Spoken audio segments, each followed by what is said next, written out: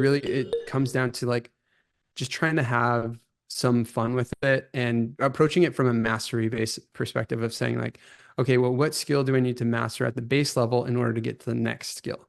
And if you need to take steps back, like practicing math facts or understanding how to work with, simpler operations first before you tackle these bigger things, that's where you start. That's your journey to learning it. Sometimes that doesn't necessarily align with your time constraints, but if you kind of shift your mindset and say, okay, well, let me work on the basics. Once I master the basics, then I'll get to the next successive level of difficulty. And I'm going to see myself as being successful by, just accomplishing the next level and then the next level after that. And let that be sort of your metric for success and your approach to it.